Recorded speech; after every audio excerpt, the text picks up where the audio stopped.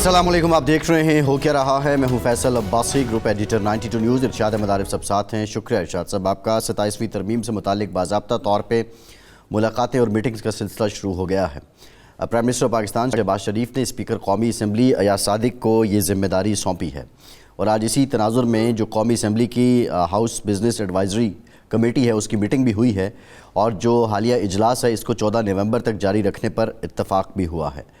पाकिस्तान तहरीक-ए-इंसाफ बज़ाहिर इस पर तनकीद भी कर रही है और इस 27वीं आइनी तरमीम को रद्द भी कर रही है। जो चेयरमैन PTI हैं बैरिस्टर गौहर पार्लियामान में ख़िताब कर रहे हैं, उन्होंने ये जो तरमीम है इसको शदीद तनकीद की है और इसको रद्द किया है। साथ ही साथ जो मुलाकातों का सिलसिला है उसमें फैसल वाउडा की आज मुलाकात हुई है JUFA के सरबराह मौलाना फजल रहमान से और उनका ये कहना है कि जो पैगाम है वो पहुंचा दिया है, नंबर से मुतालिक बात नहीं की है। उम्मीद है कि मौलाना जो हैं वो तरमीम के मामले का जायज़ा लेंगे। साथ ही साथ जो CM KP के सुहेल आफरीदी हैं उनको उन्होंने ये पैगाम दिया है कि मौला जट ना बने, अदरवाइज़ जो पाबंदी है एमरजेंसी और गवर्नर राज है उसका ऑप्शन भी मौजूद है। आलमी उफ़क़ पे जो सबसे बड़ी ख़बर है वो ये है कि न्यूयॉर्क के मेयर ज़ोहरान ममदानी मुंतखब हो गए हैं और ये एक मुसलमान हैं, भारतीय नजात भी हैं, इनके वालिदैन का ताल्लुक़ भारत से रहा है। वैसे युगंडा में उन्होंने जो है वो सकूनत इख्तियार की थी। ज़ोहरान ममदानी ने ये कहा है कि इस्लामोफोबिया की कोई गुंजाइश नहीं है और न्यूयॉर्क सिटी जो है उसकी स्ट्रेंथ तारकीन वतन है और ऐसी बदनवानी का ख़ात्मा करेंगे, ऐसे निज़ाम का ख़ात्मा करेंगे जिस निज़ाम के ज़रिए ट्रंप जैसे अरबपति टैक्स चोरी करते हैं। बहुत बड़ा धचका है रिपब्लिकन्स के लिए। ना सिर्फ यहाँ कामयाबी हुई है बल्कि दीगर भी जो 4 अहम रियासतें हैं वहाँ पर उन्हें गवर्नर के इंतखाबात में भी शिकस्त का सामना करना। PTI में क्या चल रहा है, फवाद चौधरी साहब की मुलाकात शाह महमूद कुरैशी साहब के साथ हुई, दीगर भी इनके जो साथी हैं वो साथ थे। एग्जैक्टली गुफ्तगू क्या हुई है, क्या वाक़तन कोई सीरियस मूव है, इन तमाम मामलात पे बात करेंगे। फवाद चौधरी साहब हमें ज्वाइन कर रहे हैं, सीनियर पॉलिटिशियन ने। बहुत शुक्रिया फवाद साहब आपका, आपसे गुफ्तगू करेंगे। इरशाद साहब, कल वज़ीर ख़ारिजा इसहाक़ डार साहब ने कहा कि गवर्नमेंट की तरमीम ला रही है, इसको फ्लोट किया जाएगा, इस पर डिस्कशन होगी और कोई ऐसी बात नहीं है कि ये छुप कर या किसी चोर दरवाजे से आ रही है। आज बाज़ाब्ता तौर पे अब उस पर एक डिबेट भी हमें देखने को मिल रही है और बैरिस्टर गौहर भी खिताब कर रहे हैं।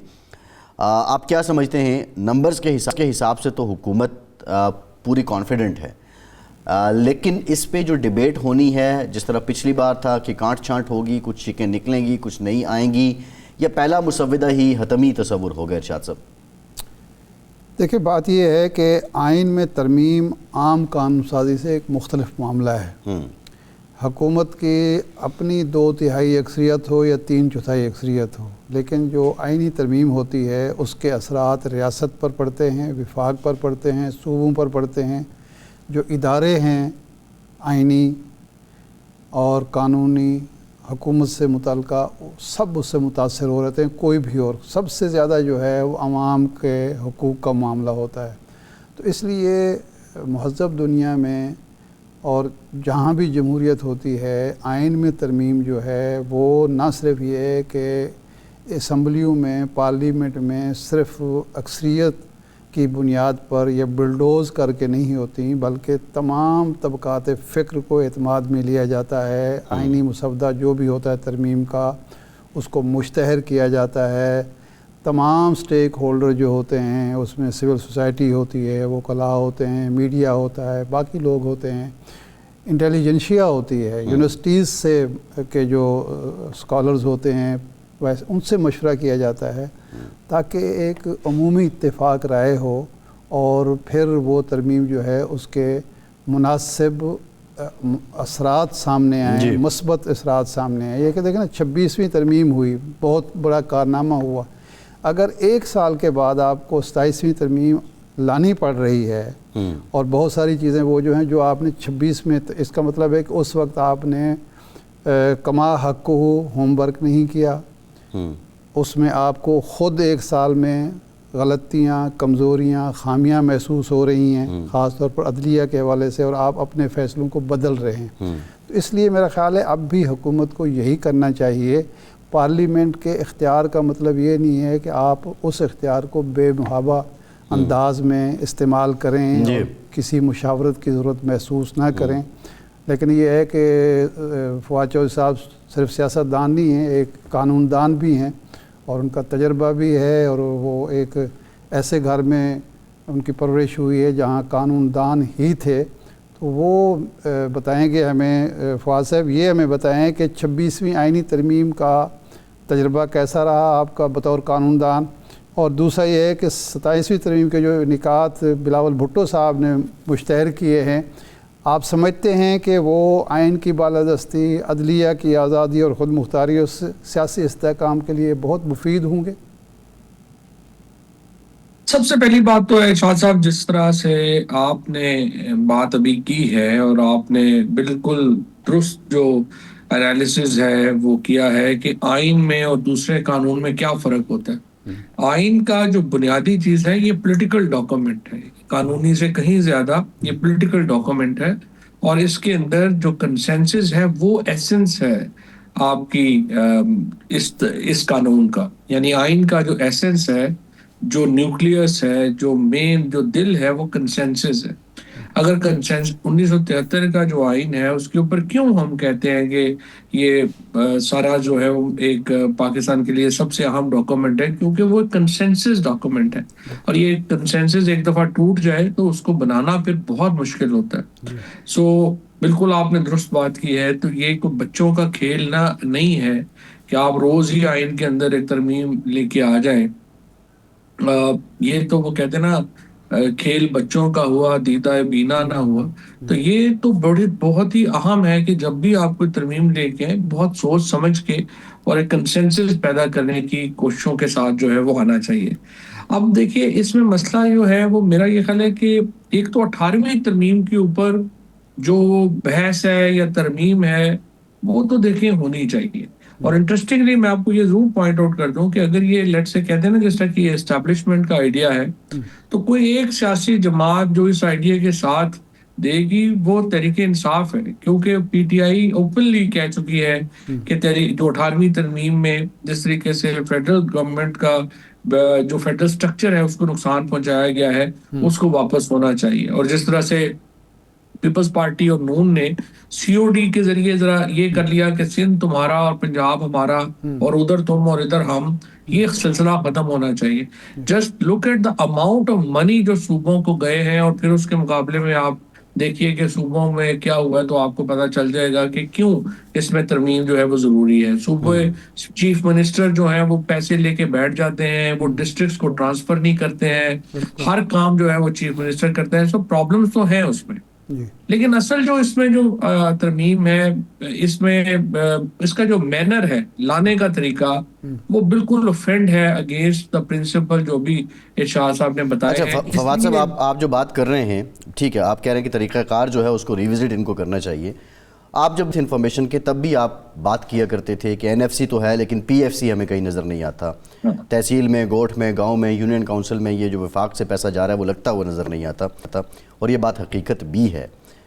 پی ٹی آئی کی یہ سوچ موجود تھی کہ ان معاملات کو ریوزٹ کیا جائے، لیکن اب مسودہ ابھی باضابطہ فلوٹ نہیں ہوا، اس سے پہلے اس کو یکسر مسترد کر دینا آپ سمجھتے ہیں، یا اس کو وفاق کے خلاف قرار دے دینا یا قومی سلامتی کے خلاف قرار دے دینا، یہ بات درست ہے؟ ابھی کیونکہ بیرسٹر گوہر صاحب کو ہم سن رہے تھے، وہ تقریباً اسی کنٹیکس میں بات کر رہے تھے، یہ انداز درست ہے؟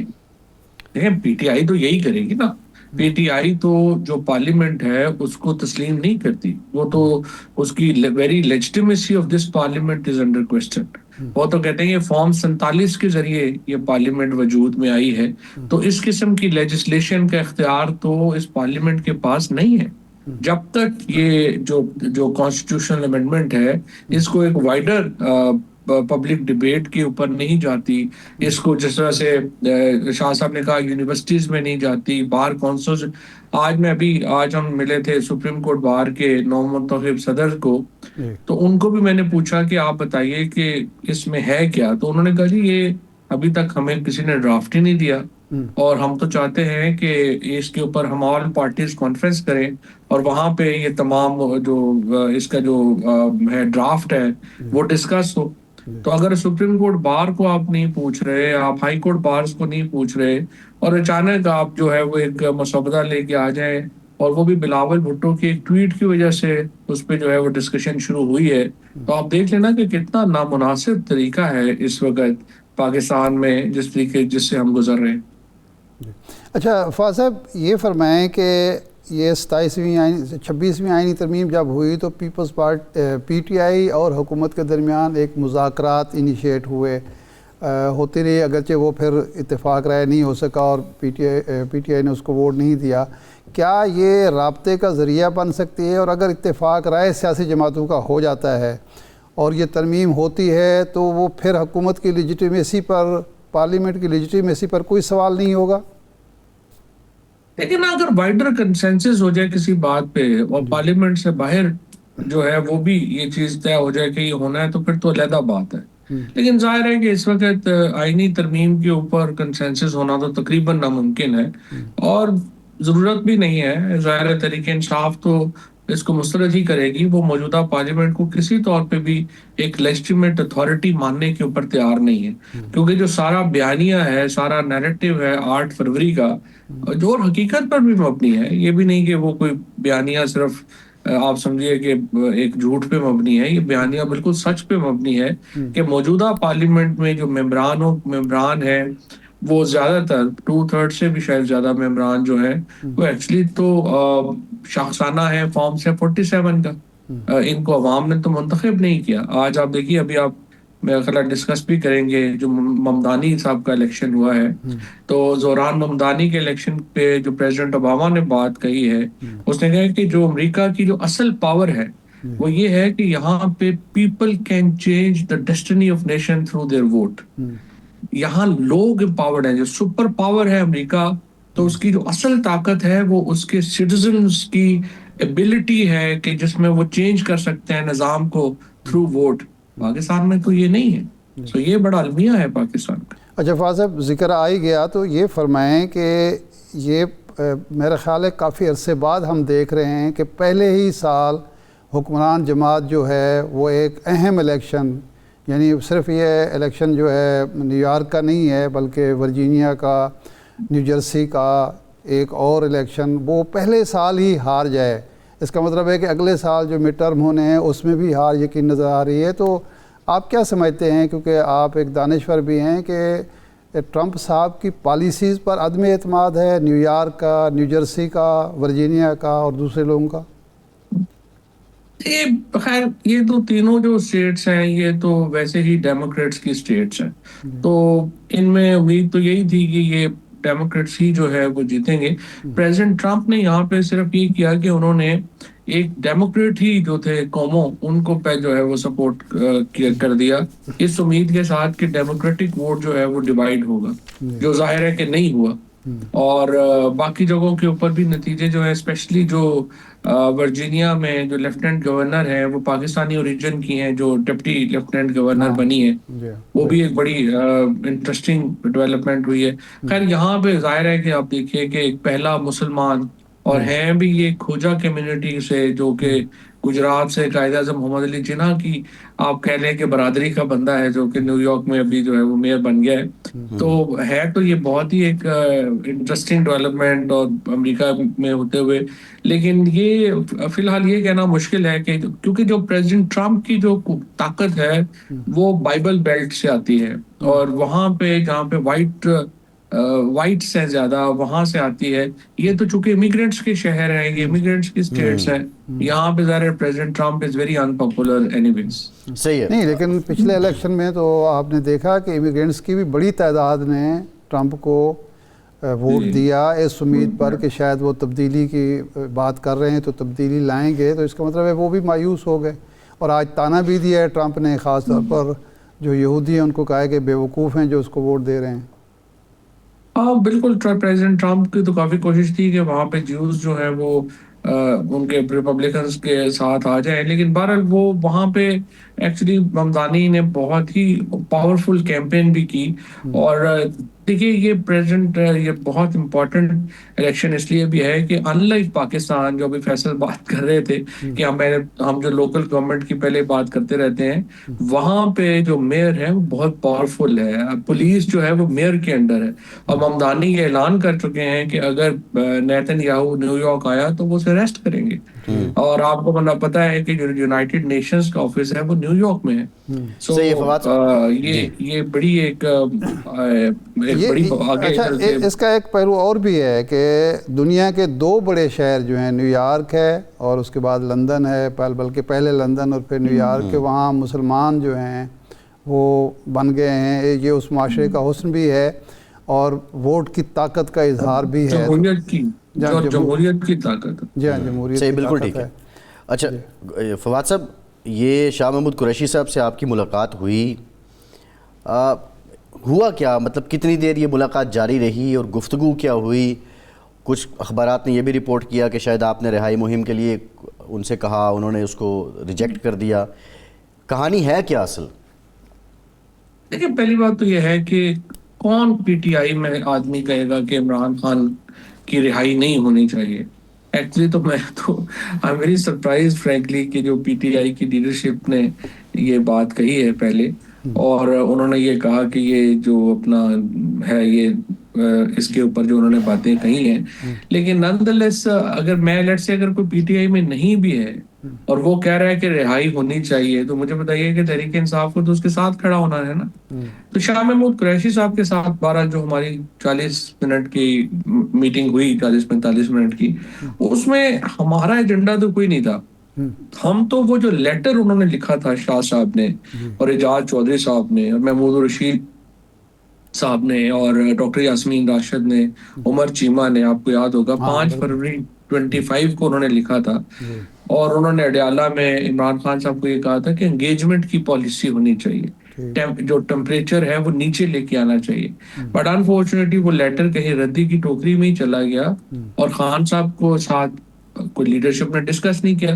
جس کے بعد آپ کو یہ بھی یاد ہوگا کہ شاہ صاحب نے اور اعجاز چودھری صاحب نے تو اوپنلی یہ بات کہی کہ ان کو جیل میں ڈال کے تو بھول ہی گئے ہیں, پارٹی نے کبھی جو ہے ان کی کوئی رائے نہیں لی, کوئی جو ہے وہ امپورٹنس نہیں لی. تو ہم لوگوں کا تو مقصد یہ تھا کہ جو ان کا ایجنڈا ہے شاہ صاحب کا, اس کو کیسے ہم ریوائیو کر سکتے ہیں. اور الحمدللہ ہم نے اس کو کافی حد تک جو ہے وہ ریوائیو بھی کیا ہے, اور اب تو وہ سینٹر آف اٹینشن ہے جو بات جو ہے یہ لوگ کر رہے تھے. تو لیٹ سی. اچھا, یہ فرمائیں کہ یہ آپ نے کہا کہ انہوں نے کہا کہ لیٹر میرا یا ہمارا لیٹر جو ہے وہ ردی کی ٹوکری میں چلا گیا, تو آپ کے سامنے بھی شاہ صاحب نے, شاہ محمود قریشی صاحب نے کوئی گلہ شکوے کیے کہ جی لیڈرشپ کا رویہ کیا ہے اور یہ اپنے طور پر کر رہے ہیں یا خان صاحب کی خواہش پر ایسا ہو رہا ہے؟ دیکھیے ہمارے سامنے کی بات نہیں ہے. دیکھیے اس پہ تو انہوں نے پبلکلی یہ باتیں کہی, یہ بات تو وہ پبلکلی انہوں نے کہی ہے اور آپ کے سامنے ہی ہے. آپ دیکھیں کہ یہ تو ہم گئے ہیں تو پھر شاید راجہ صاحب کو خیال آ گیا, وہ بھی چلے گئے پیچھے.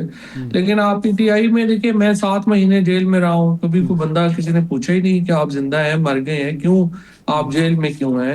یہ جو ورکرز ہیں, خواتین ہیں, گجرانوالہ سے باقی 34,000 بندہ جو ہے اس پہ مقدمے بنے ہیں, ان میں 90% کا میں آپ کو بتا سکتا ہوں ان کے پاس جوتا بھی نہیں ہے پاؤں میں پہننے کے لیے. اور پارٹی نے کوئی اپنے ورکرز کے ساتھ نہیں کہیں پہ بھی کھڑی ہوئی. یہ جو باہر کی لیڈرشپ, باوجود اس کے کہ عمران خان نے ہر دفعہ بڑا زور دے کے یہ بات کہی کہ پارٹی کے ورکرز کے ساتھ کھڑا ہونا چاہیے. پھر آپ نے خود ہی دیکھا کہ جو 26 نومبر میں جو ہوا, لیڈرشپ کھڑی نہیں ہوئی. It's a very unfortunate behaviour.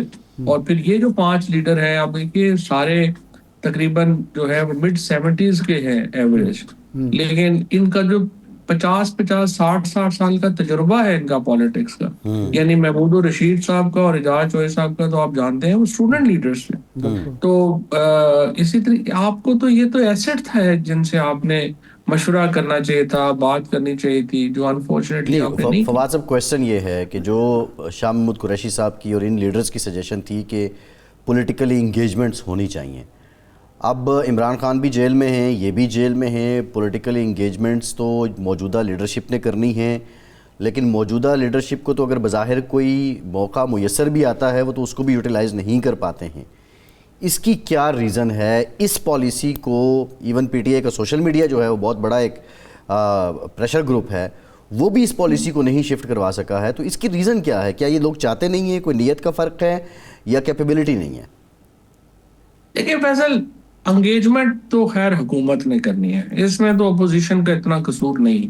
اس کی وجہ یہ ہے کہ دیکھیے ماڈرن ڈیموکریسی جو ہے یا ماڈرن گورنمنٹ جو ہے وہ چلتی ہے جب آپ اپوزیشن کے کچھ سٹیکس کریٹ کرتے ہیں سسٹم میں. یہاں پہ تو پرابلم یہ ہو گیا ہے کہ انہوں نے جو اپوزیشن ہے اس کو سسٹم سے ہی باہر کر دیا, بالکل دیوار سے لگا دیا. اب آپ مجھے بتائیں وہ اگر ایک احتجاج بھی نہ کریں, سخت رویہ بھی نہ کریں, تو وہ آخر کریں کیا؟ ابھی بھی جس پوائنٹ کے اوپر جو پوائنٹ آف وریس جو ہے ہمارے لیے اور جس کے اوپر محمود مولوی صاحب نے اور سب نے بات بھی کی ہے, وہ یہی ہے کہ عمران اسماعیل نے, محمود مولوی صاحب نے اور میں نے, یہ دیکھیے اگلے 60-65 دنوں میں اگر یہ انگیجمنٹ نہیں ہوتی تو کیا ہوگا؟ آپ سہیل آفریدی صاحب لانگ مارچ لے کے آ رہے ہوں گے, یہ وہاں پہ گورنر رول لگا رہے ہوں گے, پی ٹی آئی جو ہے وہ اسمبلیوں سے استعفے دے رہی ہوگی, وہاں پہ ہائی ہینڈڈنیس ہو رہی ہوگی. سو پاکستان کا سیاسی ٹمپریچر آپ اندازہ لگائیں نا کدھر چلا جائے گا. اور اسپیشلی پختونخوا میں جہاں پہ آپریشن بھی ہو رہے ہیں, جہاں پہ افغانستان کے ساتھ ایک بارڈر پرابلم بھی جو ہے وہ چل رہا ہے, تو ہمارے انٹرسٹ میں نہیں ہے کہ یہ اتنا ٹمپریچر اوپر ہو. لہٰذا اس کے لیے سب سے اہم بات یہ ہے کہ ایسا ماحول ہو جس میں آپ ایک دوسرے کی بات تو سن سکیں, بیٹھ کے چائے کا کپ تو پی سکیں. اگر ایک دوسرے کی شکل ہی نہیں دیکھیں گے تو کیسے آپ مذاکرات کریں گے, کیسے بات چیت کریں گے؟ جو صاحب آپ نے جب ملاقات کی اور خبر لیک ہوئی تو اس کے بعد ظاہر ہے ایک ایشو تو بنا اور ڈسکشن بھی اسی پہ ہو رہی ہے. اس کے بعد آپ نے حکومت کے کچھ لوگوں سے ملاقات کی, پی ٹی آئی کے کچھ لوگوں سے ملاقات کی, یا ابھی آپ ریئیکشن دیکھ رہے ہیں اور اس کے بعد اپنی کوئی اسٹریٹجی بنائیں گے؟ نہیں جی, اسٹریٹجی ہماری کلیئر ہے. ہم نے حکومت کے اہم ترین لوگوں سے بات کی اور پی ٹی آئی کے بھی اہم ترین لوگوں سے بات کی ہے, اور ان سے ہم نے یہی کہا ہے کہ دیکھیے اگر آپ سمجھتے ہیں کہ اس طرح سے ٹمپریچر اوپر جائے گا تو سب سے زیادہ نقصان تو پاکستان کا ہو رہا ہے. ٹھیک, تو ہم نے اس کو جو ہے وہ چیزوں کو نیچے لے کے آئے. فی الحال ٹرمز آف انگیجمنٹ کیا ہونی چاہیے, کمیٹی کیا ہو, یہ بعد کی بات ہے. سب سے پہلی امپورٹنٹ بات یہ ہے کہ پولیٹیکل ٹمپریچر جو ہے وہ نیچے آئے اور نیچے رہے. اس کے لیے امپورٹنٹ یہ ہے کہ جو ہمارے پولیٹیکل پریزنرز ہیں ان کے لیے حکومت ریلیف دے. حکومت ان کو ریلیف دے گی تو ایک ماحول بنے گا کہ جس میں آخری سوال چاہو صاحب کہ پھر یہ ایک تو یہ ہے کہ آپ کے جو رابطے ہیں وہ ٹیلی فونک ہیں یا ملاقاتیں ہوئی ہیں, کوئی نام آپ بتانا پسند کریں گے؟ دوسرا یہ ہے کہ حکومت کے اہم لوگوں کی طرف سے جواب کیا ملا ہے؟ اور ان کا جواب بہت مثبت ہے. اور میں جو بات ہم ایکچولی عمومی خیال تھا کہ کیوں حکومت چاہے گی کہ اسٹیبلشمنٹ میں پی ٹی آئی میں معاملات طے ہوں, اس کے برعکس حکومت کے لوگ جو ہیں وہ بڑے کین ہیں کہ ٹمپریچر ملک میں نیچے آنا چاہیے, اور یہ ایک بڑی اچھی بات تھی. اور ہماری ملاقاتیں ہوئی ہیں اور انشاءاللہ آپ دیکھیں گے کہ آگے چل کے سب سے پہلے تو ہم یہی چاہتے ہیں کہ جو کوٹ لکھپت کے جو ہمارے اسیران ہیں, جو بزرگ ہیں, ان کے لیے ریلیف ہو, ہمارے کارکنوں کے لیے اور عورتوں کے لیے ریلیف ہو, تاکہ ایک ماحول بنے. پھر آگے دیکھتے ہیں. نہیں, اس کے عوض کوئی ڈیمانڈ بھی ہے حکومت کی, اس مثبت رویے کے عوض؟ نہیں دیکھیے نا, حکومت تو ڈیمانڈ بعد میں کرے گی نا, پہلے کچھ کرے تو صحیح نا. ٹمپریچر نیچے لانا بہرحال حکومت نے نیچے لانا نا, اپوزیشن کیسے نیچے لائے گی؟ تو ان کا رویہ مثبت ہے. پی ٹی آئی کے لوگوں سے جو آپ کی بات ہوئی, پیغام پہنچایا, تو ان کا ریئیکشن کیا تھا؟ پی ٹی آئی کے لوگ بھی سمجھتے ہیں کہ صرف یہی واحد راستہ ہے جو کوشش ہم کر رہے ہیں, اس کے علاوہ کوئی راستہ نہیں. اندازاً ہم اگلے 15 دن میں 20 دن میں یہ توقع کر سکتے ہیں کچھ رہائی ہو جائے کچھ لوگوں کی؟ انشاءاللہ یہ تو بھی خیر بات رہائی والی بات کا جو ہے پتہ نہیں ہے. بہرحال ہماری کوشش یہی ہے اور امید ہے کہ اگلے 10-15 دنوں میں ہمیں ڈیفینیٹلی حکومت کی طرف سے ایک جو ہے وہ بہتری کی امید ہے مجھے, کیونکہ کافی سینئر لوگوں نے ہم سے یہ وعدہ کیا ہے کہ وہ اس مدعے کے اوپر کہ ٹمپریچر نیچے لایا جائے وہ ہماری سوچ سے اتفاق کرتے ہیں. جی ٹھیک، بہت شکریہ فواد چودھری کے وقت کا. ایک بریک کے بعد ہمیں پاکستان پیپلز پارٹی کی سینئر رہنما اور سینئر پارلیمنٹرین ڈاکٹر نفیسہ شاہ صاحبہ جوائن کریں گی. ہمارے ساتھ رہیے.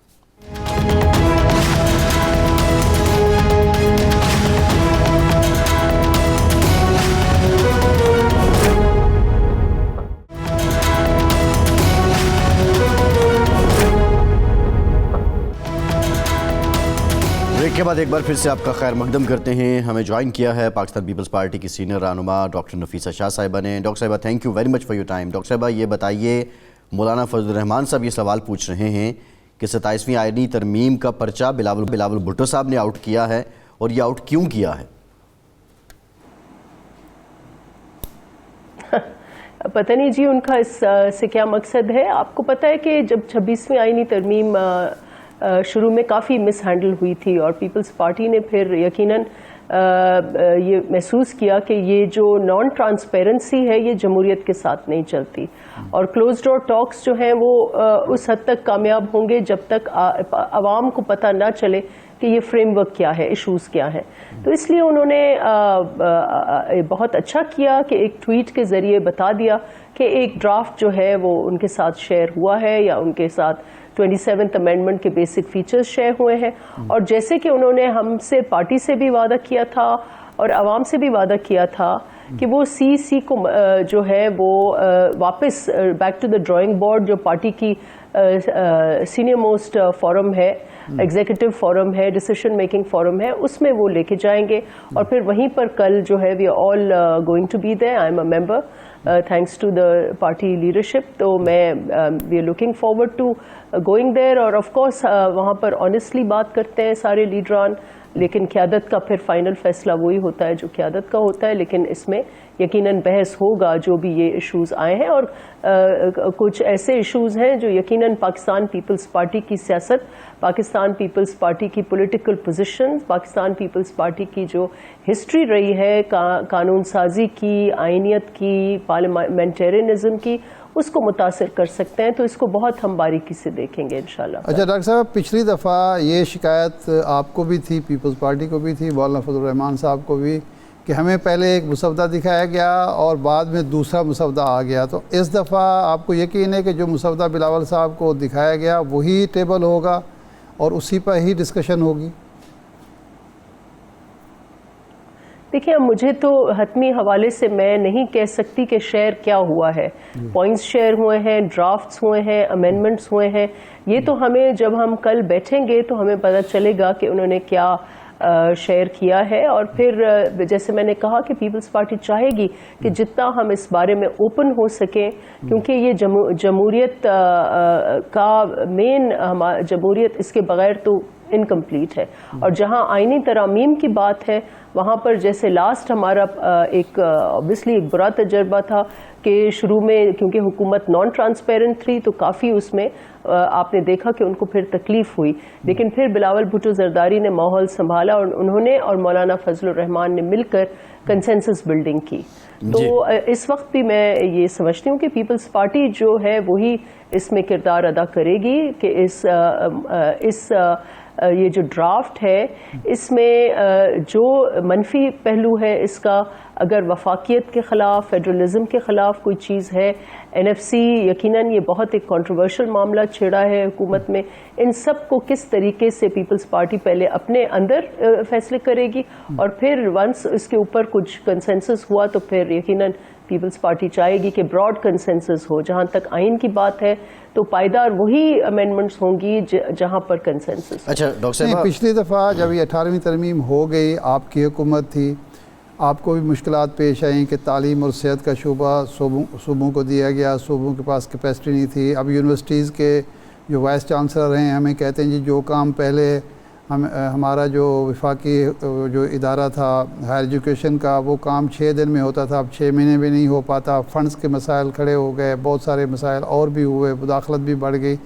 تو کئی خرابیاں سامنے آئیں، اور مسلم لیگ نون کی حکومت بھی شکایت کرتی تھی کہ وسائل سارے صوبوں کے پاس چلے جاتے ہیں، صوبوں سے وہ ڈسٹرکٹس کو، اضلاع کو منتقل نہیں ہوتے. پی ٹی آئی کو بھی یہ شکایت تھی. اس کے باوجود رضا ربانی صاحب کہتے ہیں کہ جی یہ تو 18ویں ترمیم کو ختم کرنے کا ایک بہانہ ہے، اور اس پہ آئین ختم ہو جائے گا اور اس کے بعد جو صوبائی خود مختاری کا مسئلہ دوبارہ اٹھ کھڑا ہوگا، تو پیپلز پارٹی کی یہ سوچ اب بھی یہی ہے؟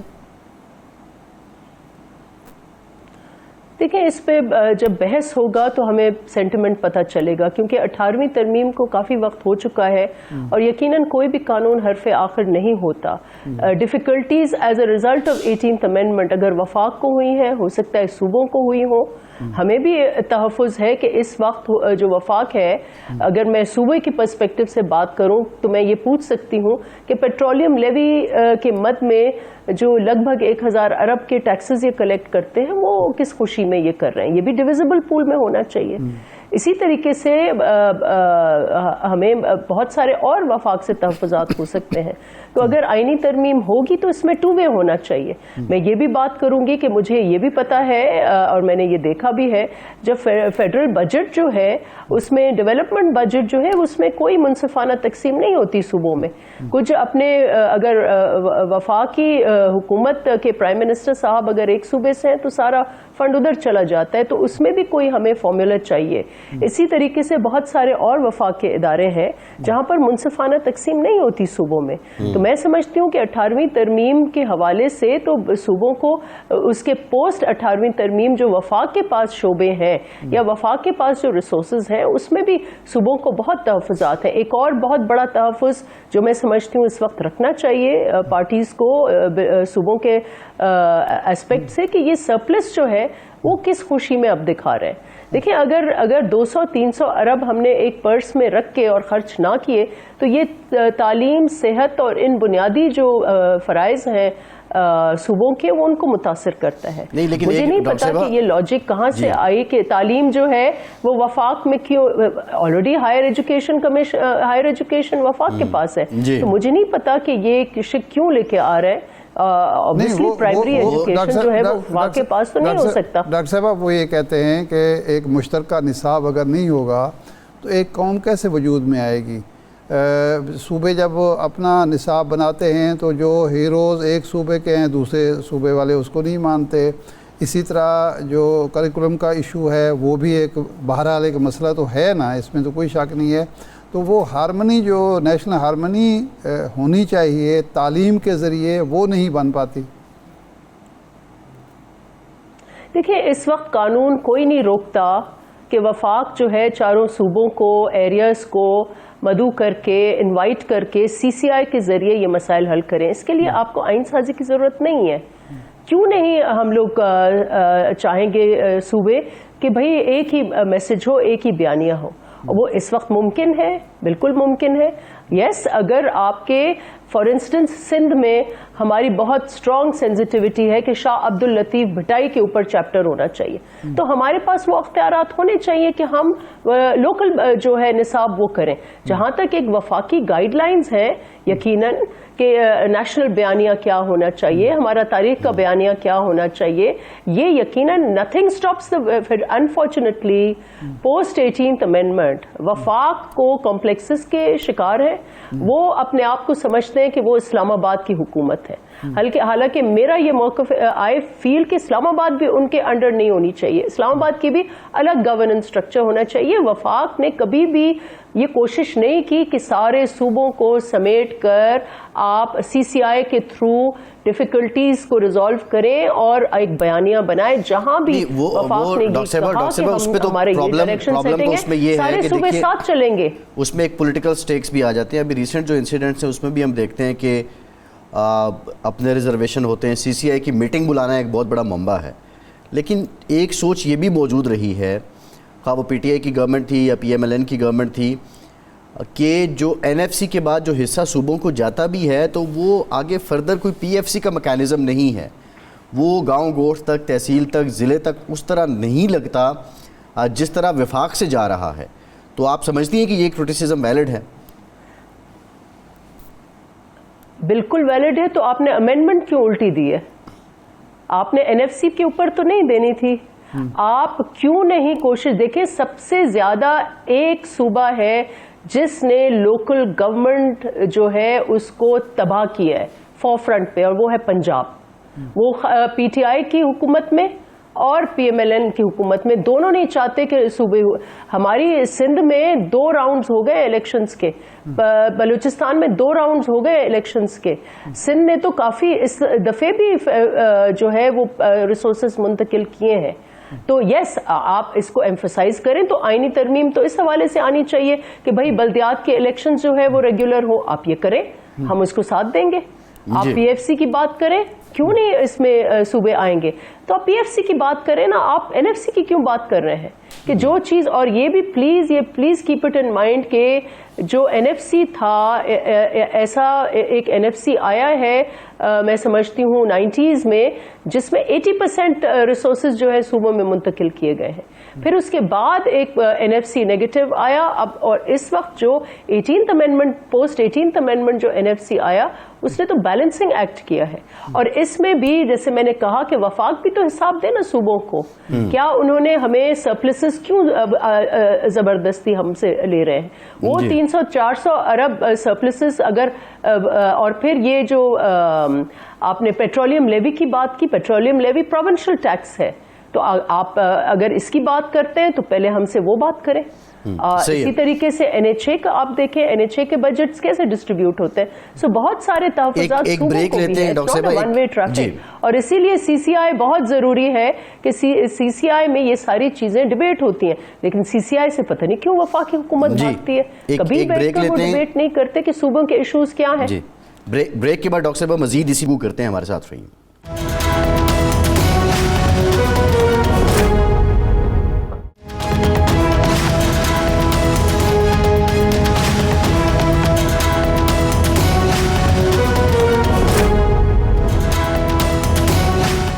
بریک کے بعد ایک بار پھر سے آپ کو ویلکم کریں گے. ڈاکٹر نفیسہ شاہ صاحبہ ہمارے ساتھ موجود ہیں. ڈاکٹر صاحبہ, کل اسد قیصر صاحب نے کہا ہے کہ پیپلز پارٹی پہلے سے آن بورڈ ہے اور اس معاملے پہ سارا آپ لوگوں کی انڈرسٹینڈنگ ہے پی ایم ایل این کے ساتھ, ابھی صرف آپ آپٹکس فل کر رہے ہیں, ڈرامہ کر رہے ہیں.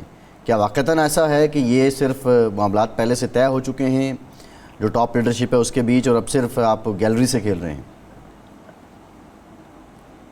دیکھیں, پی ٹی آئی کو تو پہلے اپنی پوزیشن تو واضح کریں نا. پیپلز پارٹی کی پوزیشن تو کلیئر ہے کہ ہم وفاقیت میں, ہم 73 کے آئین کی بحالی میں, ہم جمہوری قدروں میں یقین رکھتے ہیں اور ہم نے ثابت کیا ہے. تو پی ٹی آئی اپنی پوزیشن واضح کرے کہ ان کی پوزیشن کیا ہے این ایف سی کے اوپر, ان کی پوزیشن کیا ہے سی سی کے اوپر, ان کی پوزیشن کیا ہے 243 کے اوپر. وہ اپنی پوزیشن کی بات کریں نا, وہ ہمارے اوپر کیوں نظریں تاڑ کے بیٹھے ہوئے ہیں. پیپلز پارٹی تو اپنی رجوع کر رہی ہے ہمارے انٹرنل فورم جو ہے, اور ایک ڈیموکریٹک طریقے سے ہم نے پروسیس کو بھی ایمفسائز کیا ہے.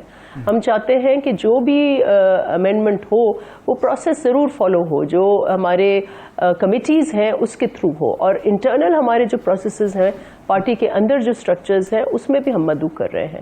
تو یہ کوئی بھی ایسی چیز نہیں ہوتی سیاست میں کہ کوئی بھی فکسڈ میچ ہوتا ہے, بیکاز اٹس ویری انپریڈکٹیبل. اب یہ جو آئینی ترامیم ہے اس میں این ایف سی جو ہمارا بہت ہی سینسٹیو ٹاپک ہے, جو پیپلز پارٹی ایسی جماعت ہے جس نے چھوٹے صوبوں کے رائٹس کی بات کی ہے, تو وفاقیت کی بات کی ہے, تو یقیناً ہم اپنے جو مینڈیٹ ہمارا ہے, جو ہمارا مینیفیسٹو ہے, جس چیز کے لیے ہم نے, ہماری لیڈرشپ نے قربانیاں دی ہیں, ہم اس کے اوپر تو کوئی کمپرومائز نہیں کریں گے.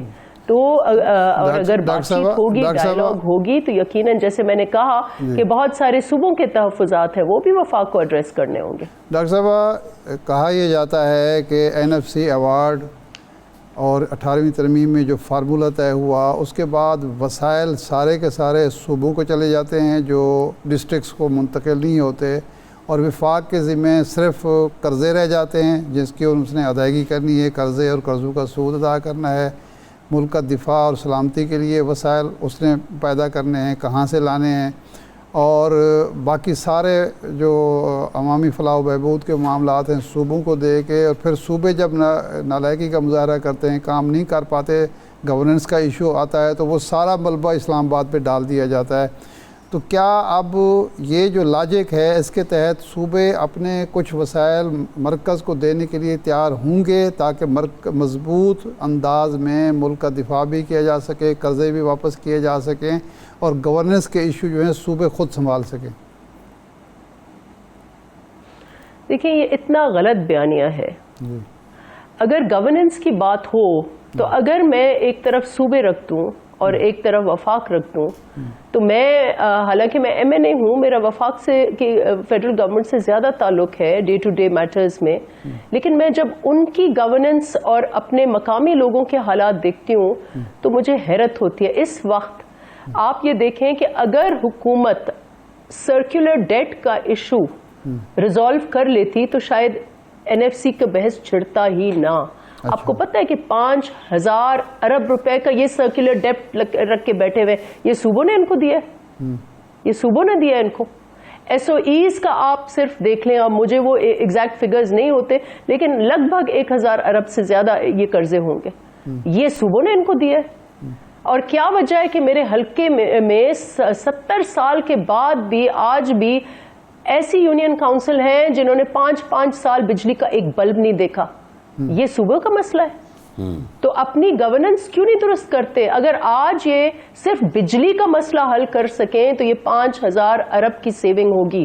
یہ 5,000 ارب آپ دفاع میں دے دیں, یہ 5,000 ارب جو ہے آپ قرضے نکالنے میں سارے دے دیں.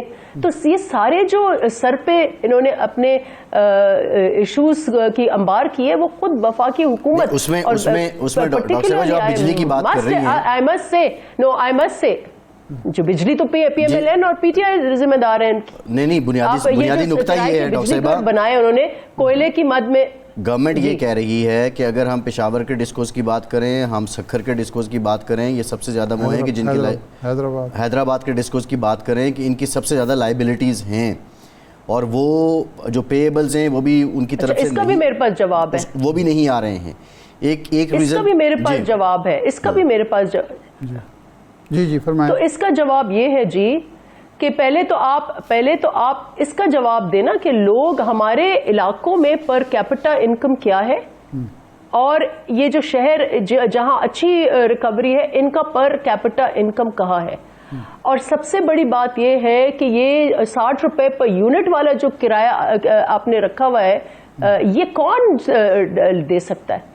آپ مجھے بتائیں کہ کیا شہروں میں لوگ سولر رش کی طرف نہیں جا رہے ہیں؟ اگر پشاور کی بات ہے تو وہ کے پی کے گورنمنٹ نے اس کے لیے اقدامات کرنے ہیں, سکھر کی بات ہے تو آپ کی گورنمنٹ نے کرنے ہیں اس کے لیے اقدامات. یہ بھی تو ایک کویسچن ہے نا. نہیں کیوں مردان وفاقی ادارہ ہے, سب کو ٹھیک کرے نا, یہ سب کو ٹھیک کرے. نہیں میری بات سنیں لیٹ می فنش, بیکاز یہ آپ نے ایک کیونکہ سیپکو ہو یا ہیسکو ہو یہ صوبے میں تو ہے لیکن یہ وفاقی ادارے, فائر کریں ان کو, فائر کریں جو ریکوریز نہیں کرتے, ان کو ریفارم کریں. کس نے کہا ہے آپ کو ریفارم نہ کریں؟ ابھی تک انہوں نے کچھ کیا پرائیویٹائزیشن کی؟ سب سے پہلے اگر میں ان کو مشورہ دوں تو سب سے پہلے تو آپ پرائیویٹائز لاس میکنگ کو کریں نا گورننس ریفارم میں. آپ کیوں جا کے میپکو اور گجرانوالا کی سیپکو جو بھی ہے گجرانوالا کی جو کمپنی ہے وہ یا لاہور کی کمپنی, ہاں ان سب کے جو نام ہیں, آپ ان کو کیوں پہلے پرائیویٹائز کر رہے ہیں؟ آپ کریں نا پہلے, آپ سیپکو کو کریں. میں خود تنگ ہوں ان سے, وہ بجلی دیتے نہیں ہیں بالکل, میں خود تنگ ہوں, میں ابھی کالنگ اٹینشن کرنے والی ہوں. آپ ان کو ایفیشنٹ بنائیں نا, یہ تو وفاق کے انڈر ہے. تو یہ سارے گورننس ایشوز وفاق نے اپنے پالے. کس نے ان کو کہا کہ کمرشل لون لے کر آپ امپورٹڈ کول پر ساہیوال میں جا کر آپ کرائے کا بجلی گھر بنائیں؟ کیوں؟ اور وہ بند پڑا ہوا ہے. یہ میرا قصور ہے؟ یہ سندھ کی گورنمنٹ کا قصور ہے؟ تو اپنے مسائل آپ صرف اور صرف, میں نے جیسے کہا آج صرف بجلی کے جو یہ ان کے ڈیوز ہیں صرف وہ ٹھیک کر لینا تو یہ این ایف سی ڈبیٹ تو پیچھے رہ جائے گا بہت. They are going in for it's misleading debate.